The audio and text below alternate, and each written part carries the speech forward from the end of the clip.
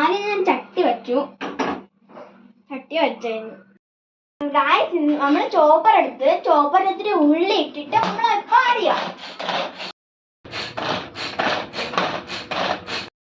ചൂടായി. അതുകൊണ്ട് നമ്മൾ എണ്ണ ഒഴിക്കും. ഇപ്പൊ ഗായ്സ് ഒരു സൈഡിൽ നമ്മുടെ മുട്ടയും പോയിട്ടാകുന്നുണ്ട് നല്ലോണം.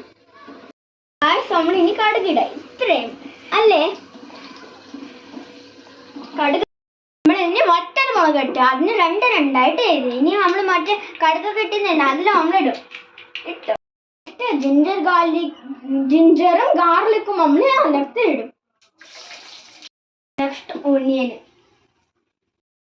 നല്ലോണം ഇളക്കണം. എന്നിട്ട് അത് കളർ ചേഞ്ച് ആകുമ്പോൾ അതിന് കറിവേപ്പില ഇടാൻ മറന്നുപോയി. അതുകൊണ്ട് നമ്മൾ അതിലത്തെ കറിവേപ്പിലയും കൂടി ചേർത്തെടുക്കാം. 2 സ്റ്റെമ്പ് മതി.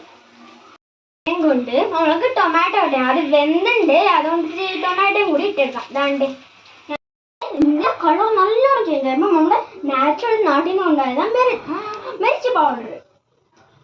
നമ്മുടെ ഈ നാട്ടിലൊക്കെ എന്തൊക്കെയോ വരും. ഇനി ടെർമറിക് പൗഡർ നമ്മൾ ഹൽദി. ഗൈസ് ഇനിയാണ് പെപ്പർ പൗഡർ, നമ്മുടെ കുരുമുളക് പൗഡർ. അതൊക്കെ മതിയമ്മ. എന്നാലും നല്ലോണം ടേസ്റ്റ്. നമ്മൾ നല്ലോണം അളക്കാം. അതൊക്കെ പിടിച്ചു വരണ്ടേ, കളറൊക്കെ ചേഞ്ച് ആയിട്ട്. അതുകൊണ്ട് നമുക്ക് നല്ലോണം ഒന്ന് മിക്സ് ചെയ്ത് വെക്കണം. ഗൈസ് ഇനി നമ്മുടെ ടൊമാറ്റോ നോക്ക് എന്ത് ഫ്രഷാണ്. ഇനി നമുക്ക് എന്തൊക്കെ കിട്ടാം. ഗൈസ് ഇതിലൂടെ നമ്മൾ ഇച്ചിരി കൂടി കുറവായതുകൊണ്ട് മാത്രം ഇച്ചിരി കൂടി പൗഡർ ഇട്ട് ഒന്നുള്ളു.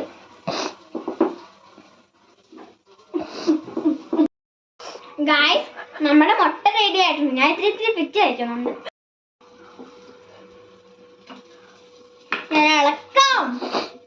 എങ്കിൽ നമുക്ക് കരിപ്പത്ത ഇടാം. വേണ്ടേ കറിവേപ്പില അങ്ങനെ മിടലോട്ടം ഇട്ട് വെച്ചേക്കാം. നമുക്ക്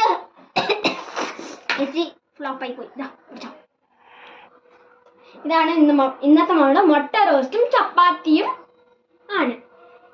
ലവ് യു ഗൈസ്.